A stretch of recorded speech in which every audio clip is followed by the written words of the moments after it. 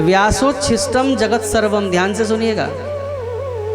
कहीं पर भी यदि कोई अच्छी बात लिखी है तो वो व्यास जी का झूठा है। क्या लिखा है? व्यासोच्छिष्टम जगत सर्वम। क्योंकि कोई भी ऐसी अच्छी बात नहीं है जो हमारे इन वेद शास्त्र पुराणों में पहले से ही व्यास जी ने न लिख दी हो। इसलिए अगर कोई अच्छी बात सोच रहा है तो कहीं ना कहीं व्यास जी का ही झूठा है। अन्य धर्मों में तो प्रार्थनाएं आदि हैं, लेकिन हमारे धर्म में क्या है? मैथमेटिक्स है। अगर ये केवल धूपबत्ती घुमाकर कल्याण करने वाला धर्म होता तो इसमें मैथमेटिक्स क्यों होती? इसमें गणित है। दुनिया को नक्षत्र गिनना, दुनिया को चांद तारे की दूरी बताना, सूर्य की दूरी धरती से बताना, यह हमारे सनातन धर्म ने सिखाया है। भागवत के पंचम स्कंद में सारे ग्रह नक्षत्रों की स्थिति का वर्णन है। ज्योतिष शास्त्र में सब कुछ वर्णन है।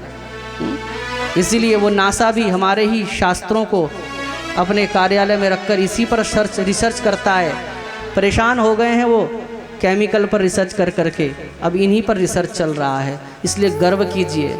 जो अन्य देशों में आज भारत की जो महिमा है ना, अन्य देश जो भारत को जो सम्मान देते हैं वो कोई इसके कारण नहीं देते। अपने दिमाग पर अच्छी तरह से बैठा लीजिए। भारत का नाम लेते ही देशों के मन में एक सम्मान का भाव इसके कारण नहीं जगता, इसके कारण जगता है क्योंकि इन ग्रंथों में वो चीज़ है जिसको देखकर, जिस पर रिसर्च करके वो वैज्ञानिक नासा के भी हैरान हो जाते हैं।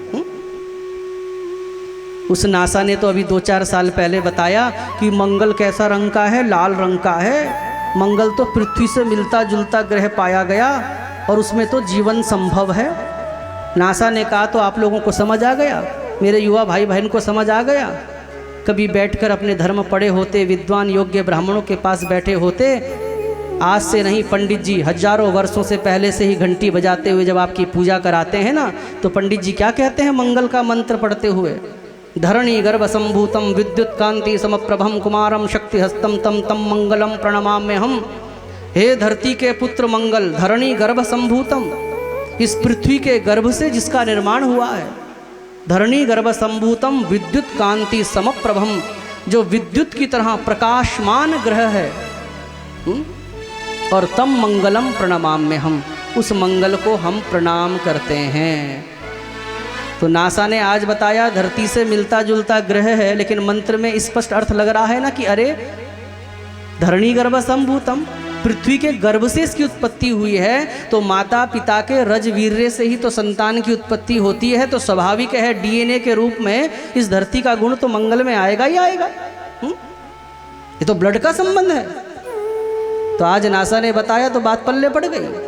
कितना अत्याचार हुआ है हमारी सनातन संस्कृति के साथ कि सूर्य की दूरी का पता किसने लगाया? गूगल में सर्च करोगे तो किसी विदेशी का नाम आएगा। चंद्रमा की दूरी का किसने पता लगाया? किसी विदेशी का नाम आएगा।